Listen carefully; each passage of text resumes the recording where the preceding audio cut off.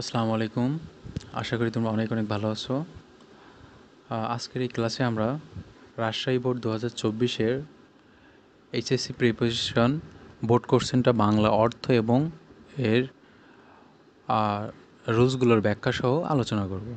তোমরা জানো যে এইচএসসি 2024-এর জন্য যে প্রিপোজিশন থাকবে বোর্ড কোশ্চেনে, সেটার প্রথমেই 1 নম্বরে এই প্রিপোজিশন আইটেমটা থাকবে এবং এখানে 10টা গ্যাপ দেওয়া থাকবে। 10টা গ্যাপের জন্য এক একটা 10.5 করে টোটাল মার্কস থাকবে 5। Education is instrumental dash bringing dash socio economic development. তাহলে শিক্ষা হচ্ছে একটা ইনস্ট্রুমেন্টাল মানে যন্ত্র বা সহায়ক। কিসের ক্ষেত্রে? ইন ব্রিঙ্গিং আনার ক্ষেত্রে। কি আনার ক্ষেত্রে? ড্যাশ সোশিও ইকোনমিক ডেভেলপমেন্ট আর্থসামাজিক উন্নয়নে আনার ক্ষেত্রে শিক্ষা একটা সহায়ক। তাহলে দেখো কোনো বিষয় বা কোনো কিছু সম্পর্কে বোঝালে কি বসে? অ্যাবাউট বসে। আনার ক্ষেত্রে ইন ব্রিঙ্গিং। ঠিক আছে, তাহলে পুরো লাইনটা কি হয়? পুরো লাইনটা হয় তাহলে শিক্ষা আর্থসামাজিক উন্নয়নে সহায়ক ভূমিকা রাখে। তাহলে আমরা এখানে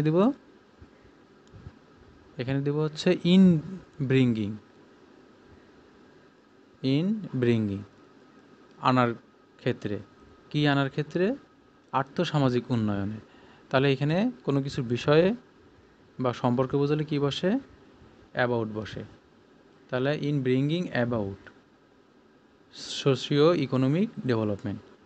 তাহলে পুরো লাইনটা দাঁড়ায় শিক্ষা আর্থসামাজিক উন্নয়নে সহায়ক ভূমিকা পালন করে। A man devoid dash education can not contribute. A man একজন মানুষ, ডেভয়েড মানে হচ্ছে সে বর্জিত থাকে, খালি থাকে, অর্থাৎ যার মধ্যে কোনো শিক্ষা নাই। আমরা জানি ডেভয়েড হচ্ছে একটা অ্যাপ্রোপ্রিয়েট প্রিপোজিশন রুলস। তার মানে ডেভয়েডের পরে কি বসে? ডেভয়েডের পরে অফ বসে। ডেভয়েড অফ মানে বর্জিত, মানে খালি, অর্থাৎ যার মধ্যে কোনো শিক্ষা নাই।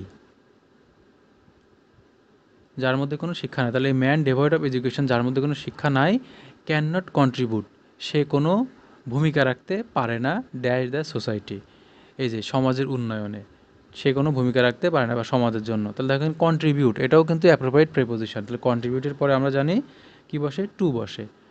কন্ট্রিবিউট টু মানে অবদান রাখা। তাহলে যে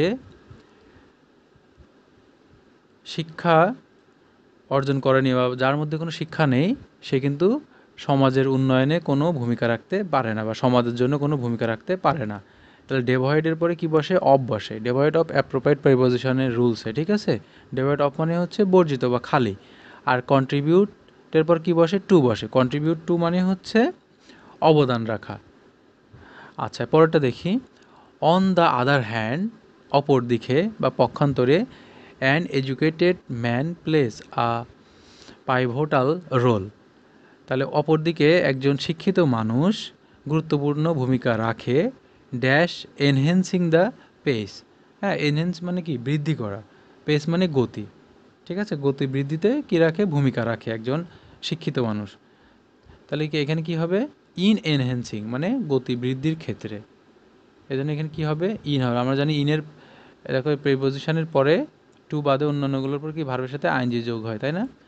তাহলে এখানে ইন এনহ্যান্সিং অর্থাৎ এনহ্যান্সিং দ্য পেস, গতি বৃদ্ধির ক্ষেত্রে, ঠিক আছে, একজন শিক্ষিত মানুষ গুরুত্বপূর্ণ ভূমিকা রাখে। কিসের গতি বৃদ্ধির জন্য?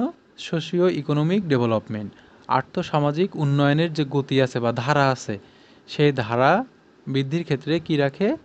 এই যে আর্থসামাজিক উন্নয়নে ধারা বৃদ্ধির ক্ষেত্রে একজন শিক্ষিত মানুষ গুরুত্বপূর্ণ ভূমিকা রাখে। তাহলে দেখো এখানে কিন্তু হচ্ছে যে মিনিংটা এখানে দাঁড়াচ্ছে আর্থসামাজিক উন্নয়নের গতি বৃদ্ধির ক্ষেত্রে, আর্থসামাজিক উন্নয়নের। তাহলে আমরা জানি র বা এর বোঝালে কি বসে? অফ বসে। এই জন্য এখানে কী হবে? অফ হবে, কারণ আর্থসামাজিক উন্নয়নের যে ধারা বা গতি, সেটা বৃদ্ধির ক্ষেত্রে একজন শিক্ষিত মানুষ গুরুত্বপূর্ণ ভূমিকা রাখে। A country should put mass emphasis dash educating its citizen। তাহলে একটা দেশের উচিত, কি উচিত? শিক্ষিত যে সিটিজেন আছে তাদের উপরে হ্যাঁ, গুরুত্ব দেওয়া উচিত। এই যে এমফাসিস, এমফাসিস মানে জোর দেওয়া, গুরুত্ব দেওয়া। এমফাসিসের পরে কি বসে? দেখো, এমফাসিসের পরে অন বসে। এটাও অ্যাপ্রোপ্রিয়েট প্রিপোজিশনের নিয়মে হবে। হ্যাঁ, তোমরা কিন্তু অবশ্যই এই বোর্ড কোশ্চেনগুলো সলভ করার আগে অ্যাপ্রোপ্রিয়েট প্রিপোজিশন যে রুলসগুলো আছে সেগুলো কিন্তু অবশ্যই আগে একবার দেখে আসবা, তাহলে তোমাদের এগুলো বুঝতে আরও বেশি সুবিধা হবে। এমফাসিস, এমফাসিস অর্থাৎ হচ্ছে জোর দেওয়া। এমফাসিস অন মানে কোনো কিছুর উপরে জোর দেওয়া। কিসের উপর জোর দেওয়া বোঝাচ্ছে এখানে? এডুকেটিং ইটস সিটিজেন, অর্থাৎ যে সমস্ত শিক্ষিত নাগরিক আছে তাদের উপরে জোর দিতে হবে। ঠিক আছে, এই একটা দেশের তাদের উপরে হ্যাঁ বেশি গুরুত্ব দেওয়া বা জোর দেওয়া উচিত। এমফাসিসের পরে এই জন্য এখানে অন বসছে, অ্যাপ্রোপ্রিয়েট প্রিপোজিশন নিয়ে জোর দেওয়া। The citizens have to be provided dash ample opportunities. হ্যাঁ, সিটিজেনদের জন্য অবশ্যই প্রোভাইড করতে হবে হ্যাঁ যথেষ্ট সুযোগ সুবিধা।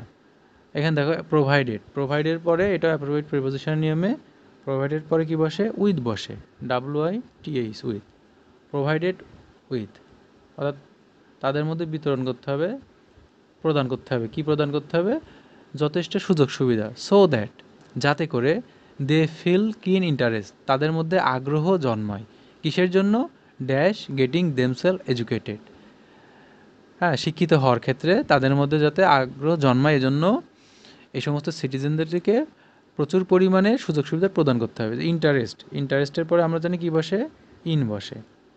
ইন্টারেস্ট ইন মানে আগ্রহ দেখানো, ইন্টারেস্ট ইন। তাহলে এখানে বসছে ইন্টারেস্টের পরে কি? ইন বসছে। যে তাহলে মিনিংটা, পুরো সেন্টেন্সের মিনিংটা দাঁড়ায় যে তারা যাতে হ্যাঁ শিক্ষিত হওয়ার ক্ষেত্রে আগ্রহ প্রকাশ করে বা আগ্রহ জন্মায়, এই জন্য সিটিজেনদেরকে অর্থাৎ নাগরিকদেরকে অবশ্যই যথেষ্ট কী দিতে হবে? সুযোগ সুবিধা প্রদান করতে হবে। ঠিক আছে, তাহলে এখানে ইন্টারেস্টের পরে কি বসবে? Interest in. ইন্টারেস্ট ইন মানে হচ্ছে আগ্রহ দেখানো। The educated people are to be treated, অর্থাৎ শিক্ষিত মানুষদেরকে কি করতে হবে? তাদেরকে বিবেচনা করতে হবে, হ্যাঁ তাদেরকে গণ্য করতে হবে। কি হিসেবে? ড্যাশ মাস রেসপেক্ট, প্রচুর পরিমাণে সম্মান দিয়ে তাদেরকে কিন্তু বিবেচনা করতে হবে। অর্থাৎ যারা শিক্ষিত মানুষ তাদের অবশ্যই বেশি বেশি কী করতে হবে? সম্মান দেখাতে হবে। তাদের যদি সম্মান না দেখানো হয় তাহলে কিন্তু তারা কী হবে না, তাদের শিক্ষার যে একটা মূল্য হ্যাঁ সেই মূল্যটা কিন্তু থাকে না। ঠিক আছে, তাহলে আমরা জানি ট্রেটেড এরপরে কি বসে? ট্রেটের পরে বসে উইথ। ট্রেটেড উইথ মানে তাদেরকে কি করা? বিবেচনা করা, তাদেরকে গণ্য করা, WITH। ট্রিটেড উইথ মানে গণ্য করা, তাদেরকে প্রচুর পরিমাণে যে সম্মান আছে সম্মান দিয়ে তাদেরকে গণ্য করতে হবে, তাদেরকে বিবেচনা করতে হবে। ঠিক আছে, তাহলে দেখো এখানে কিন্তু বেশিরভাগই যে প্রিপোজিশনগুলো এসেছে গ্যাপ হিসেবে, এখানে কিন্তু আমরা রাজশাহী বোর্ড 2024-এ দেখতে পারছি। বিশেষ করে এখানে কিন্তু অ্যাপ্রোপ্রিয়েট প্রিপোজিশনের রুলসগুলোর হ্যাঁ দিয়েই কিন্তু এখানে গ্যাপগুলো করা হয়েছে। তাহলে তোমাদের কি করতে হবে? বেশি বেশি কিন্তু এই যে অ্যাপ্রোপ্রিয়েট প্রিপোজিশন যে রুলসগুলো আছে ওগুলো কিন্তু মুখস্থ করতে হবে। এগুলো মুখস্থ করার কোনো বিকল্প নাই। ওইগুলো তোমরা মুখস্থ করে দেন যদি বোর্ড কোশ্চেনগুলো তোমরা প্র্যাকটিস করতে আসো, সলভ করতে আসো, তাহলে দেখবা যে তোমাদের ভালো একটা ধারণা এখানে বা তোমাদের ভালো একটা প্রিপারেশান এখান থেকে হয়ে যাচ্ছে। এজন্য আমি প্রথমে বলবো যে তোমরা আগে যে প্রিপোজিশনগুলোর রুলস দেওয়া আছে অ্যাপ্রোপ্রিয়েট প্রিপোজিশন বিশেষ করে, সেগুলো তোমরা ভালো করে আগে পড়ে আসো, দেন এই বোর্ড কোশ্চেনগুলো প্র্যাকটিস করো বেশি বেশি। তাহলে দেখবা তোমাদের প্রিপোজিশন নিয়ে আর কোনো সমস্যা ইনশাল্লাহ থাকবে না। তাহলে আজকে এ পর্যন্তই। আশা করি তোমরা রাজশাহী বোর্ড 2024-এর বোর্ড কোশ্চেনটা আর যে প্রিপোজিশন আইটেম আছে এটা খুব সুন্দর করে বুঝতে পেরেছো। দেখা হবে আবার কোনো পরবর্তী ক্লাসে। আজ তাহলে এই পর্যন্তই। আল্লাহ হাফেজ।